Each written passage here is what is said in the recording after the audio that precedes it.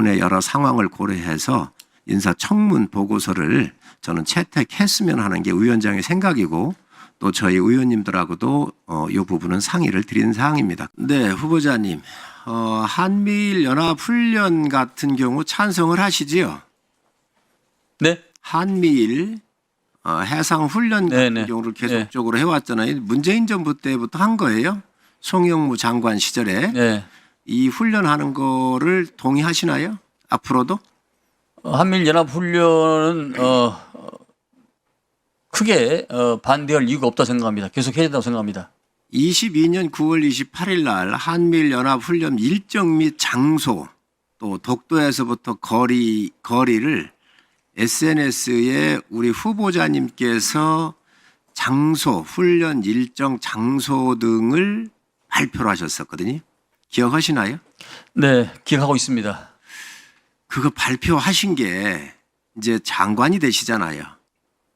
그러면 이게 야당 의원이긴 했지만 적절했다고 보십니까? 그 당시에는 야당으로서 국민적 알 권리 차원에서 저는 이게 일반 문건이기 때문에 오프 더 레코더가 아니라고 판단을 했고 훈련 장소가 다른 곳이 아닌 아주 예민한 장소인 독도 인근에서 그 훈련이 이루어졌기 때문에 제가 국민의 알 권리 차원에서 그 SNS에 보도를 한 겁니다. 두 가지 문제점을 지적을 하겠습니다. 우리 장관 후보자께서는 굉장히 이 부분을 고려를 하셔야 한다고 생각을 해요. 국민의 알 권리 얘기를 하시는데 첫 번째 그 주변에서 중국의 정보함이 활동 중이었습니다. 알고 계시죠? 네. 보도가 다 됐었습니다. 그러면 핵잠을 비롯한 잠수함이 수중에서 작전할 때는 음파를 비롯해서 이 작전과 관련된 것들이 적국에 들어가거나 정보가 입력이 돼버리면 그 핵잠의 모든 기본적 사항이 입력이 돼서 다른 지역에 작전할 수가 없습니다. 왜? 노출이 되기 때문에. 이런 굉장히 중요한 문제가 있다는 거예요. 해의원 시절에는 이 문제를 그렇게 볼 수도 있을지 모르지만 지금 장관의 입장에서는 그렇게 봐서는 안 되는 거예요. 입장 변경을 하시겠습니까? 입장 변경이라기보다는요.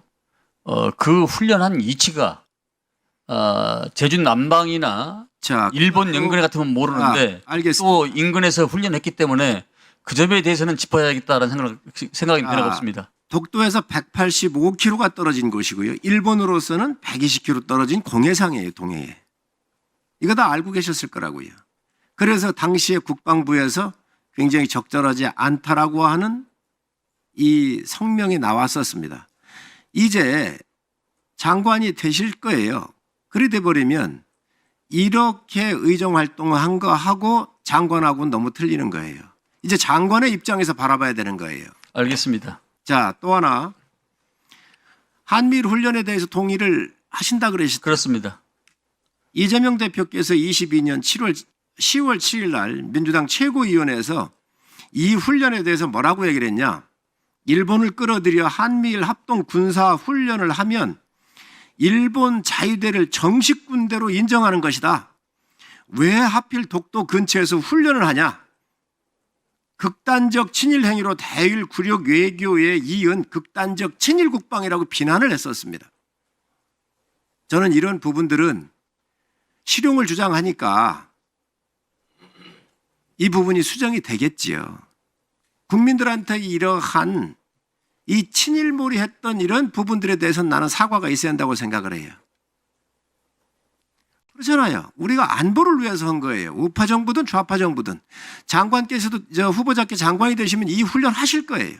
전 또 그거에 대해서 지지를 할 거고요. 이런 국방의 문제를 어떻게 정치적인 목적으로 이용을 했냐는 거지요. 그래서 장관 가시기 전에 이에 대한 견해를 묻고 싶습니다. 국무위원 후보자가 대통령님의 그 발언에 대해서 언급하는 것은 저는 적절하지 않다고 생각합니다. 똑같은 사안입니다. 이 건과 후보자께서 말씀하셨던 사안이 똑같은 겁니다. 제 의견에 대해서는 제가 표명할 수 있을 때 독도에 185km 떨어졌고 일본으로부터 120km 떨어져 있는 한미일 이 잠수함 훈련이었거든요. 우리 민족에 봤을 때는 독도라는 예민한 부분이 아니겠습니까? 그러니까 제가 말씀드렸다시피 그 훈련 장소가 일본 연근해나 제주도 남방 같은 데서 훈련하면 별반 문제가 안 되는데 왜 하필이면 독도 인근에서 훈련을 하냐. 이 문제를 가지고서 제가 그때 당시 문제 의식을 가졌던 것입니다. 자, 장관 후보자님, 이곳은 말이지요. 북한의 잠수함이 지나가는 골목에 작전을 하는 거예요. 굉장히 효용성이 있습니다. 다음에 그리고요. 말씀하실 게 있나요? 네. 그러니까 재난 재해 인도적 훈련은 얼마든지 할 수가 있는 겁니다. 장소와 때와 시간을 구애받지 않고. 그러나 한미일이 합동으로 연합훈련했던 그런 곳이고 장소고 시간이었습니다. 그래서 그 문제에 대해서 문제의식을 가졌던 것이고요. 조금 전에 말씀했다시피 국무위원 후보자로서 대통령님의 발언한 것에 대해서 제가 지적하는 것은 적절치 않다. 이렇게 제가 말씀 다시 한번 드립니다. 독도는 말이지요. 실효적으로 지배를 하고 있습니다. 우리가. 그렇지요. 그다음에 센카쿠를 지금 일본이 지배를 하고 있잖아요. 이게 다 열려 있다. 연결돼 있다. 우리는 독도 문제에 우리 땅이기 때문에 우리가 굳이 이걸 꺼내서 확대할 필요가 없는 거지요. 이제는 장관 되시면 야당의 눈으로 보시지 말아야 된다. 대한민국 전체의 눈으로 봐야 된다.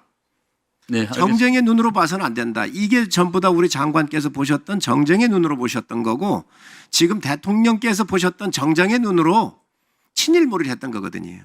이제 집권을 하고 나니까 이리 가면 안 된다라고는 걸 이제 알고 계시는 거예요. 그렇다고 한다면 국민들한테 이런 부분들에 대해서는 어느 정도 사과의 말은 있어야 한다고 생각을 합니다. 어떻게 생각하십니까? 제가 말씀드렸다시피 국무위원 후보자가 대통령의 그 과거 발언에 대해서 말한 것은 온당하지 않는다고 생각합니다. 네, 재보충 질의까지 마쳤습니다. 시간이 지나서 잠시 정회를 할까 합니다. 회의를 정회를 하기 전에 우리 후보자님, 우리 야당 의원님들하고 상의를 했고 또 말씀을 주셨는데 그 자료를 강선영 의원님께서 이야기하시고 자료 제출을 요구하신 게 있습니다. 저는 위원장으로서 우리 후보자님께서 16년인가요? 이렇게 국방의 한 곳에 계시면서 전문성도 쌓으셨고 또 훌륭한 인품도 갖고 계셔서 웬간하면 오늘 여러 가지 청문회를 한 거나 여러 가지 봤었을 때 바로 인사청문을 채택을 하려고 합니다. 그런데 중요한 것은 지금 가장 중요한 게 군을 통솔하고 군 중에서도 장관의 회사로 따지면 이 군의 CEO에 올라가는 자리입니다. 그렇기 때문에 야당 의원님들께서 요구하신 그 병적기로서 문제 그리고 주식 거래에 대한 이 문제를 8시 반에 속개하기 전까지 자료를 열람하거나 보여주실 수 있도록 해주시기 바랍니다. 그러면 저는 오늘 다른 상임위하고는 좀 틀리게 군의 여러 상황을 고려해서 인사청문 보고서를 저는 채택했으면 하는 게 위원장의 생각이고 또 저희 의원님들하고도 이 부분은 상의를 드린 사항입니다. 그래서 후보자님께서 이 부분 참고하셔서 8시 30분에 다시 속개를 하기 전까지 자료를 이렇게 제출하거나 열람하실 수 있도록 도와주시기 바랍니다. 저녁 식사 일정과 여러 회의 진행을 위해서 잠시 정회를 하도록 하겠습니다. 시간은 8시 반에 속개하도록 하겠습니다. 잠시 정회를 선포합니다.